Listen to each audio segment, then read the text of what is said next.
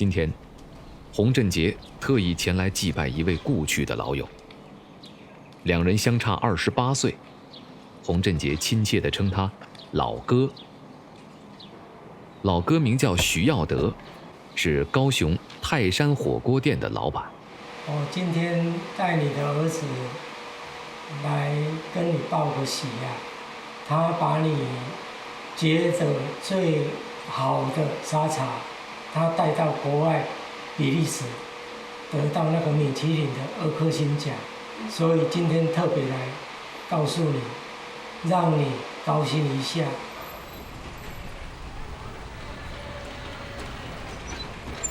徐耀德所开的泰山火锅店是传统的汕头火锅店，这是属于他的家乡味道。初到台湾的徐耀德，当过乞丐，也做过逃兵。动荡的岁月里，所爱远隔山海，有关家乡的记忆也像泡沫般碎裂消散。所以无形中他就想起那个汕头，那时候他们，妈妈有教他们一些那个沙茶这类的东西呀，所以他就想说，那我就找那个火锅店来，当师傅，他就在那边，待了大概10年左右，后来他在那边就认识他的老婆，结婚就出来。新中路这边开，那时恰逢电影《人猿泰山》在台湾上映，徐耀德感同身受，于是给自己所开的汕头火锅店起名泰山。他觉得人猿泰山跟他很相像，然后因为我父亲是外省人，他小时候就来到台湾，那他觉得人猿泰山有个特质，就是说，就算他无法认为他自己是人类或者人猿，但是他还是会坚强的去持续的活下去。沙茶酱是一家汕头火锅店的门面，这种从东南亚传入的风味，在潮汕地区被发扬光大。儿子徐志良遵循着父亲传下来的配方，多种香料的使用，使得沙茶酱极具复合的香味。蒜头和洋葱充分打碎，在接下来的炒制中释放辛辣的底味。熬煮需要4-5个小时。如今，机械化取代人工，能够更加精准地控制火候。但在过去，这种枯燥的搅拌动作几乎伴随了徐志良的整个童年。下课的时候回来，坐了1个小时的车程。同学是下课，我是回来帮忙。寒假、暑假，同学是休寒假、暑假，我寒假、暑假是很怕休的，因为忙的时候还是很疲倦的。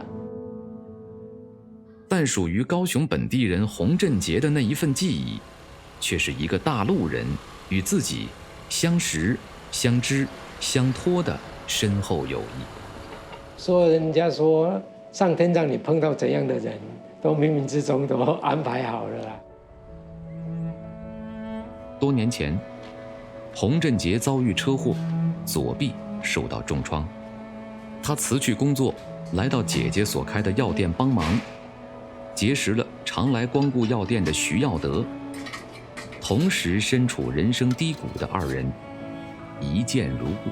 他比较忙，他就打电话给我，救命啊！我就跑过来了。我们就在后面这一桌，在那边聊天、喝酒，大概都喝到2点，凌晨2点。老哥的酒和关怀，使得洪振杰逐渐走出了阴影。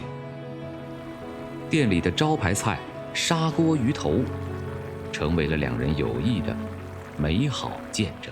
一个朋友请我去吃一份的那个砂锅鱼头，我觉得哇，怎么这么好吃啊？我就想到说，买一份回来让他品尝一下。他品尝完了说，这个我也会做啊。我说你说真的还是假的？我说真的。我说那你做给我吃吃看。那做起来我觉得比他好吃啊。我说你卖。鱼头炸至金黄是基本操作，重点在于大骨和边鱼熬制的汤头，这是汕头火锅除了沙茶酱之外最重要的部分。徐志良谨遵父亲的教诲，不敢有丝毫怠慢。汤底熬制4小时，仍然清澈透亮，在浓郁热烈的沙茶酱前，甘当香衬的绿叶。时间不仅带来愈加沸腾的汤底，更使得一对忘年之交由相识相知逐渐升华为值得相托的缘分。他儿子本来是不接的，因为小时候那个阴影还是在啊，就是这个泰山就是不值钱的东西，让我觉得丢脸、不开心、贫困。不接的时候，我非常的烦恼啊！不接我怎么办？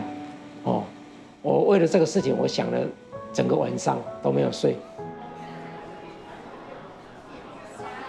洪振杰知道，这锅火锅是老哥与家乡一生的牵绊。在他的苦口婆心下，徐志良总算答应尝试接手火锅店。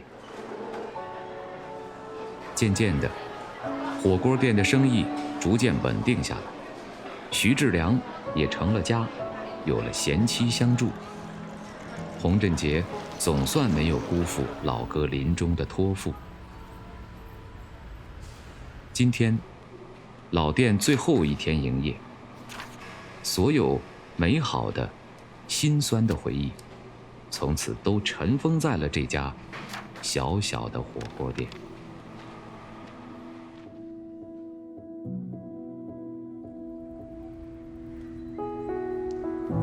徐志良特意把新店开在了老店旁边。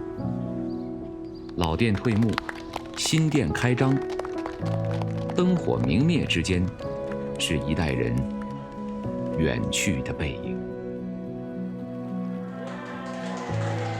家逢喜事，徐志良照例请叔叔一家和员工一起吃了一顿火锅。一开始的汤底是清清淡淡的，然后随着你加越来越多食材，它越来越浓郁。然后你在跟你的朋友、你的家人一起享用这一个火锅的时候，你们的感情也是越来越升华。这个是我觉得火锅最大的魅力。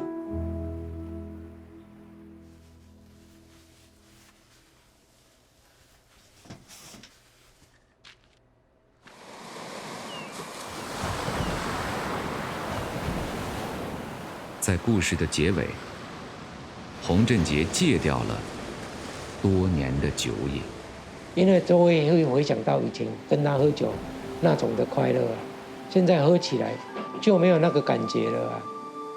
他时常望着海峡那头发呆，他觉得老哥应该早已魂归故里，回到了朝思夜想的地方。